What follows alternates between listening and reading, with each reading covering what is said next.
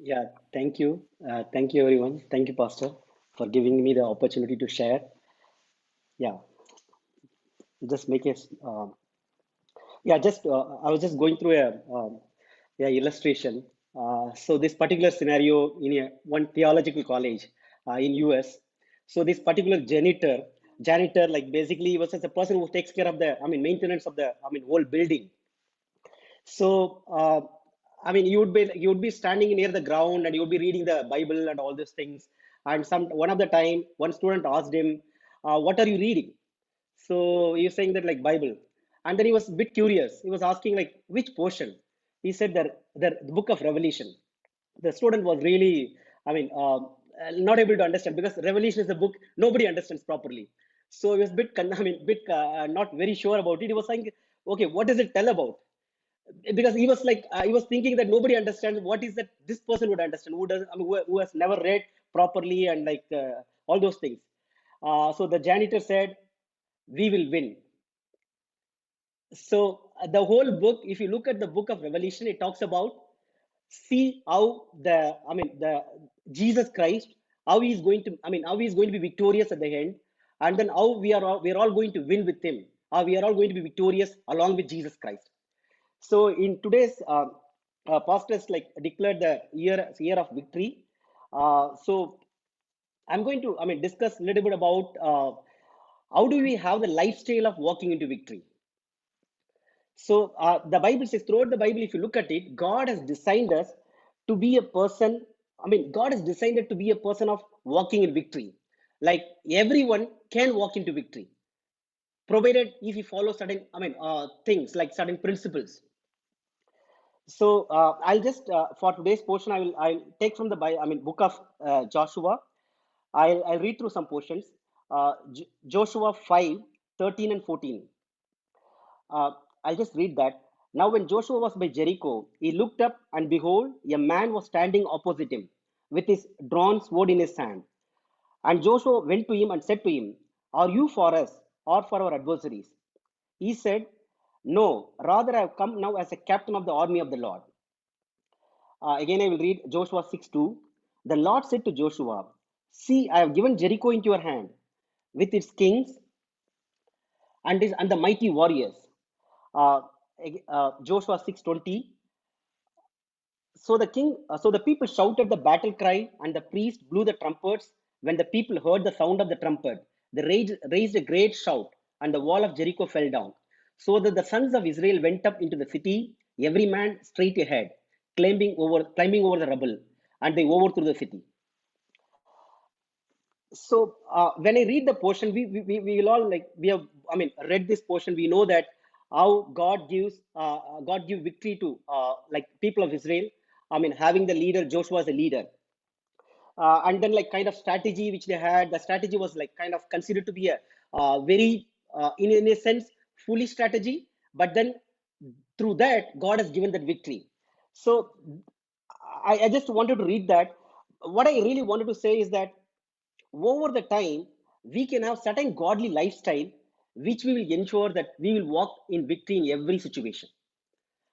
uh, so we all know that the Christian life which we have, it involves a lot of challenges. It's not that like it is not God has promised us joy and victory, but at the same time we all know that it has its own challenges. But in the challenges, God is like helping us, or God is going to give us the grace and tell us that okay, I will help you to walk victory through the from this challenge.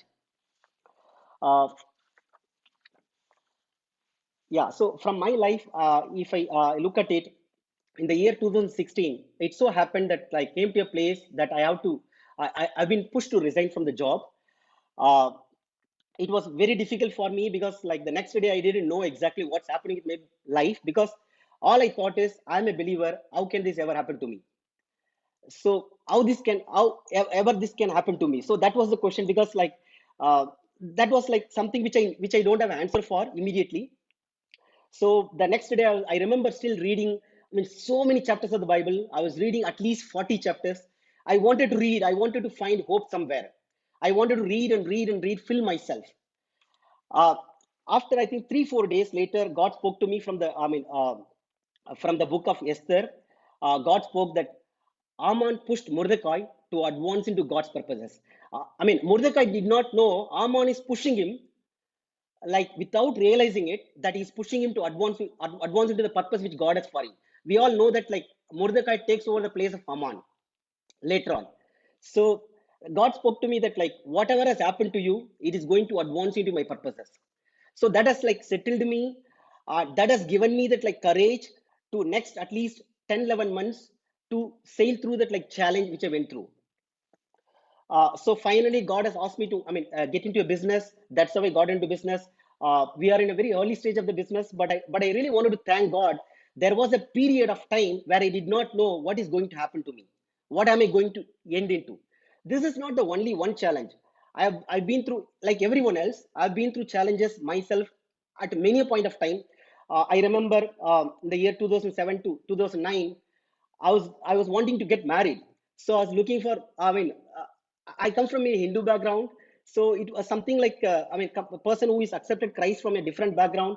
I was finding it like, will it ever happen, or will I get married? All those questions, all those thoughts which has come, but then God finally, helped me to, get into the victory.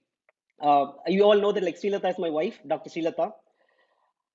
Yeah, and I remember like again in the year 2000, I think 2011 to 15, near about, we had a certain time of we wanted to have a baby on particular time, but it didn't just go through.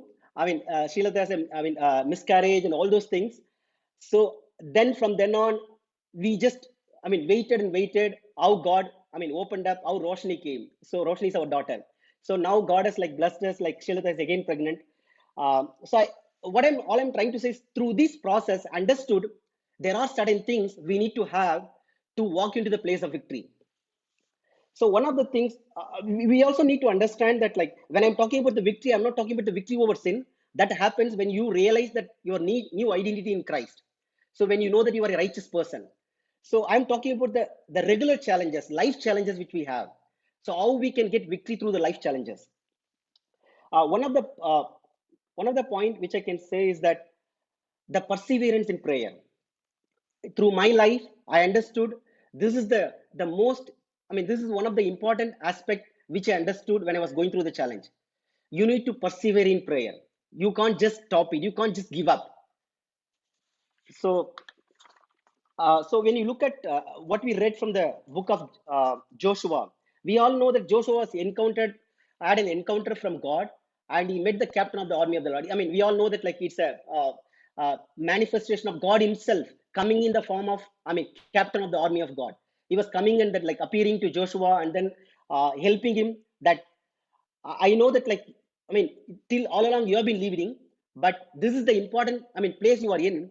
I am going to take over. I am the captain. You are no more captain. I am going to lead. I am going to bring victory. So, but when we look at it, this has happened because Joshua had developed a lifestyle of a person who is spending time alone with God. He developed that kind of lifestyle because see, when you have that like lifestyle where you spend time with God on regular basis, these encounters can happen. The encounters can be in the form of some person God can speak through word, maybe through a biblical word. For me, on September 5th, 2016, when God spoke to me, I remember around 4:30 in the morning, I was just like desperate. I want to understand what's happening to my life. After came out of the job on August 31st, 5 days later, God spoke to me that, like, as I told, that Aman pushed Mordecai to advance into purposes. Whatever has happened, it is going to push you into my purposes. It is going to advance you into my purposes. That has given me so much of confidence. That is the encounter I need. For Joshua, God has given a different encounter. For some people, God might speak to somebody through dreams, through various, ways. So throughout the Bible, if you look at it, God has spoken to people. God has interacted with people in various forms. So yeah, so we just in this case, if you look at it, Joshua was an experienced soldier. We all know that like Moses had trained him for leadership, but that was not the guarantee for the success. The guarantee comes having the presence of God. The guarantee comes when you are regularly a person who spends time with God, when you allow the presence of God over your life. That's what is going to give you the guarantee. That's what going to give you. That is what I said, perseverance in prayer. I remember in 2016 when I came out, I had a certain desires previously. So when I came out, God spoke to me that like you had a desire, you wanted to fast and pray. Now this is the time. I said like, Lord, this is not the time. This is the time I need job. I came out of the job. I am looking for a better job. So or something like that. But you know that you can't argue with God. So then like after a few days, you surrendered your. I mean, I surrendered. I was fasting and praying for. I mean, many days. I remember now when I look back, I remember those time has helped me to sail through the victory victoriously, sail through the challenge victoriously. That time, because the when you fast and pray, or when you position yourself in the prayer, what you're doing is you are positioning your heart, you are shaping, you are putting in your place God to do the deep work in you. So that when I look back, uh, I would say that like my whatever has victory has come, that has victory has come through the perseverance of the prayer. So when you pray, you are basically positioning for God to do the adjustments, whatever is necessary. In my case, if I would have been in job, I would not have gone. I mean, think about the business. That would have never happened. I mean, when you are in a well-paid job, why do you want to think about getting into the business, which is like you are not sure how the money would come, how the money would come this month. There is no regular income, right? So but then if you look at the verse in James 5:16, it says, "The heartfelt and persistent prayer of a righteous man accomplished much." So the important thing is we need to be persevering. We need to be persistent in the prayer. We can't just give up. Oh, I have been praying for some time, just not happening. We can't give up. We need to go after God. We need to keep going back to God and saying that like, Lord, you spoke to me like this. You gave me the promise. Let this promise be fulfilled in my life. Uh, if you look at the whole portion of Jericho again, first 6 days they were circling, but there was no result. It's just like same thing. You have been circling for 6 days, or you have been there in the same condition for a long time. You have been circling. You have been doing what is told to do, but then still you don't have a result. We all know that on seventh day they broke through, right? Lot of times people can give up at the last minute. 6 days you circle, it's just not happening. I'm not for it. You all know that how this great commander, Syrian commander, he was about to go and dip himself in the water, right, in the Jordan River. But he said, why would I do that? There was no proof of or like these things happening, somebody getting healed from leprosy by just dipping themselves in the water in the Jordan River. But he did that. That gave him the victory. It is just obeying what God spoke to you that is going to give you the victory. This happens. How do you get to that place? What God speaks, that happens through prayer. You pray, God speaks to you. You position yourself in the place to hear from God. There are we all know that a lot of victories which is seen in the public, that primarily happens in the private. What Joshua saw in the public as a victory from this great battle, Jericho, but that happened in his private time. You position yourself, you come into a place, Lord, you promised me victory, I am expecting the victory. That's where God spoke to him. That's where God spoke to him, that I'm going to give you victory. So there are various prayer types. We all know that one of the things is fasting and praying. It basically accelerates and positions you in the right posture, maybe probably quickly. Because when you fast and pray, you're basically saying that like you are allowing your spirit to take upper control over your life. It is no more flesh. Spirit dominates when you fast and pray, because you are doing something which you are basically suppressing something which flesh wants, and then allowing your spirit to hear from God. And then speaking in tongues, that is one of the things which I regularly I've seen multiple times. When you speak in tongues, there are a lot of things which seems to be a clutter gets removed. You see things very clearly. So when you just like I've seen, recently one time it just happened. uh, I need to basically get the driving license renewed. The previous day I was just only speaking in tongues for some time, and just I sent a mail to this particular person, government official. He picked up my email, and he was wanting to ready to do the work. Likewise, I've seen many number of times you don't get anything done from the government official so quickly, right? So the important thing is there are certain things happens because when you speak in like tongues, you speak mysteries. You do not know what you're praying for, but then your spirit understands. Your spirit is able to capture. Catch what God is speaking. And then prophetic declaration, that is something which is very important. You need to speak over your life. You need to take the promise of God. You need to speak over your life. That is very important. I have seen that God spoke to me when I was there in the situation in 2016. He said, I'm going to make you, prepare a table before you in the presence of the enemies. That's what he spoke. I don't understand the complete sense of it, but I spoke the word. Lord, you spoke to me that. I want to see that happening. Yeah, and we all know that praising God before even, uh, like I started praising God.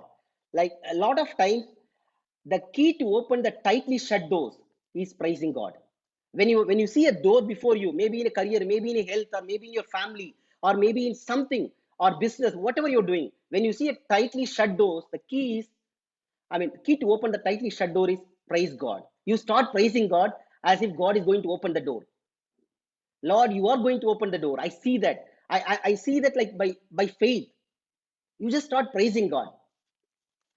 Yeah. Second point is we need to have the right perspective about the nature of God. Having the right perspective about the nature of God. As I said, like God is a good God. We need to have that right perspective. What is the kind of God we are worshiping? What you believe that matters. What is your response that matters? So, what you respond, how do you respond? That matters to God. What is the kind of response you have? In the case of Joshua, we all know that like Joshua had a kind of relationship with God. He knew that God is for him. God is a good God. So that's how he proceeded to the battle. That's how he got the victory.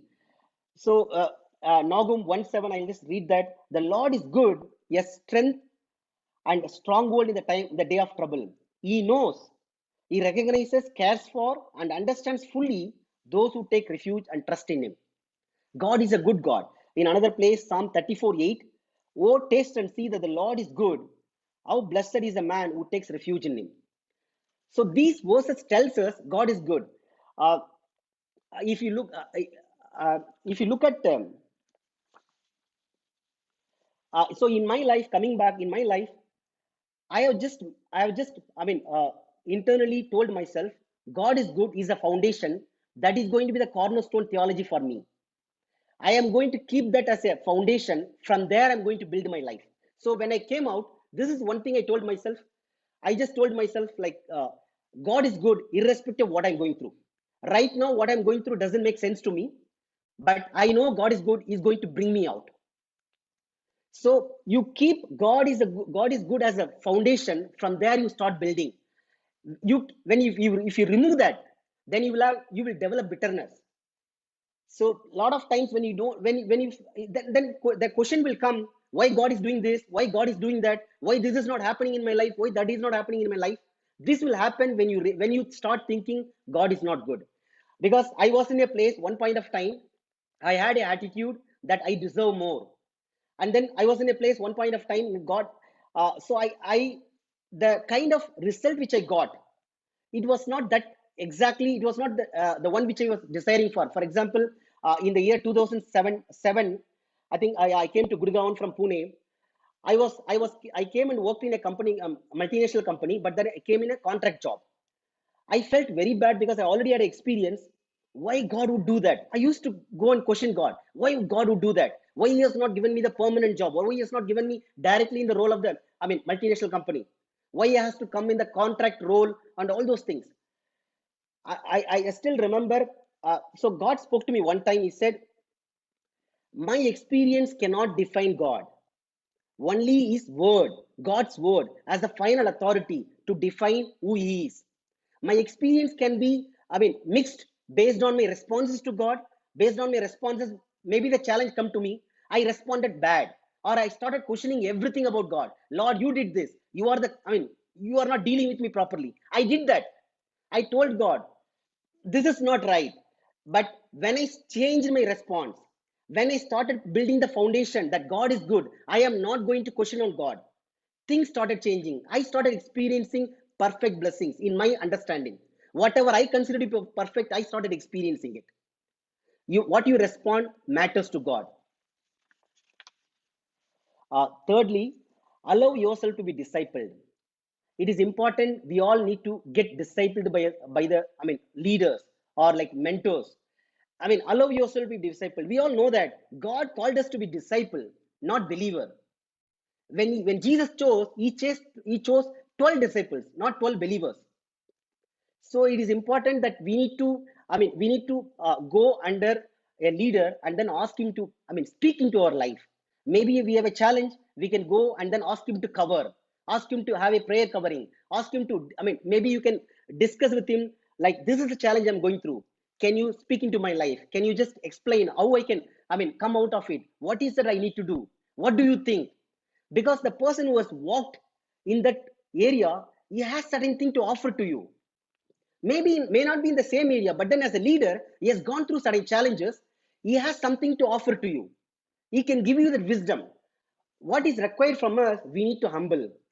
We can't just you need to go after the leader. The leader will not come after you. We need to go after the leader, ask and humble ourselves and say, I am having this challenge, I am not able to break through in this area, can you help me? So this is what Joshua did. We all know that Joshua had a leader, the big leader, Moses. If you look at the Bible, the people who were discipled, for example, Joshua, Elisha, both had a successful life. Both of them had a successful life. So it is important that we need to allow ourselves. So this is the reason Joshua had a leader like Moses. He was able to process things, what he is experiencing. So you need to have leaders to process things. I had a situation. I had a mentor. I had a leader. I had a situation in year 2007 or 8 or something. I was investing in the stock market.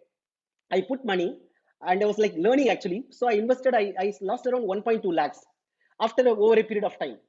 For me, 1.2 lakhs that point of time is quite big amount. So I I was like really heartbroken. I was like, I put money and then I lost and all those things. So I went and sat with my leader. I told him that the whole thing. What he spoke, maybe he spoke one word. He said, God can provide you that money in various different ways. Don't just worry about it. Forget it. Close the chapter. Don't invest in the stock market anymore. I was doing a day trading. I was not like that.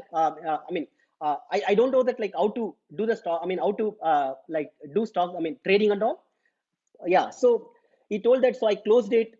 Then immediately within no time, I think like maybe within some time, uh, when I positioned myself in a place that like I was seeking God more, I come to a place. God opened up the opportunity to go to US and then Germany. I was there 6 months. God gave me the money because like I used to get like in different salary also. Not salary, it's a per diem. So God gave me whatever I need, whatever I lost, much more than that. So what he spoke that point of time that has touched me. He said God can provide you. Restore your like amount or restore your payment or restore your like money in various different ways. Don't look at only stock market is the only option. Yeah, I basically obeyed, so that has given me that like blessing. Finally, fourth point, submission to leaders. uh, Exodus 17:10, it says, so Joshua did as Moses said and fought with Amalek. We all know that one point of time they were fighting with the Amalekites, and Moses said, "This is how you need to do. I will like basically be in a position that you all go and fight." He was a commander. So what I'm trying to say here is having a heart to submit to the leaders. The leader could be the church leader. The leader could be your boss, whoever it is, whoever God has positioned you. They are all you need to submit. So coming back in my case, there was a point of time. I very vividly remember like both the times. There are two times.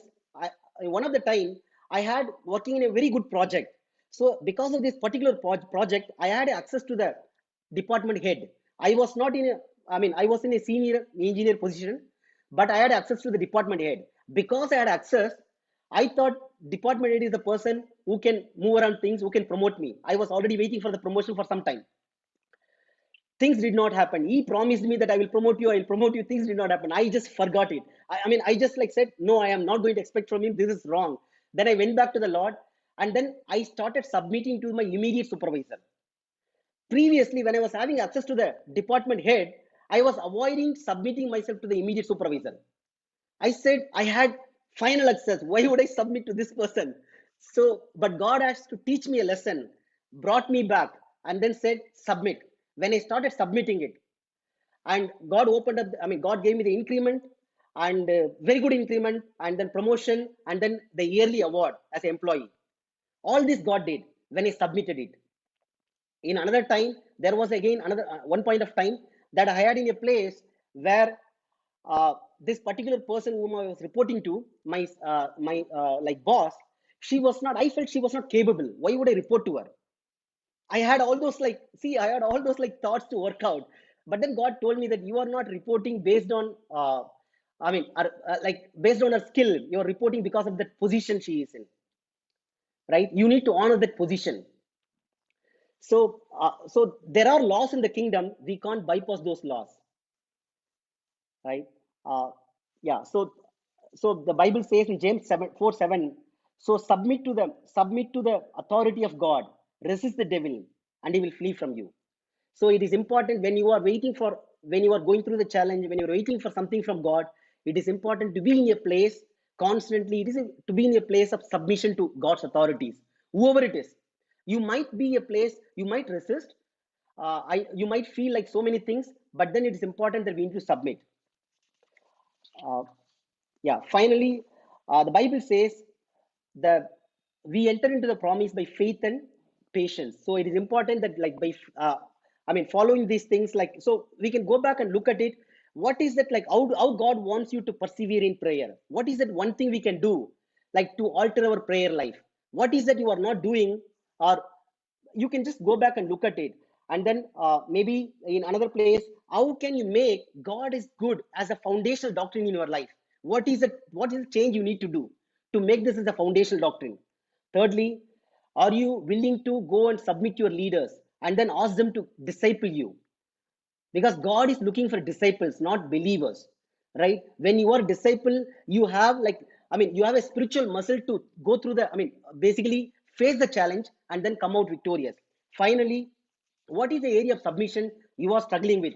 Maybe it is with the superiors, or maybe it's church leadership, or maybe with anybody, maybe in your family, maybe your dad or mom, whoever it is. It is important that we need to go and then ask God, like, Lord, show me the area where I'm struggling. Yeah, with this, I wanted to just take a time of prayer, close this. Father God, we just want to thank you for this time. Thank you for speaking to us, Lord, to have a lifestyle of victory, oh Father. What are the things we need to do to walk into a lifestyle of victory? Thank you for speaking to us, oh God. In the name of Jesus Christ, we pray. Amen.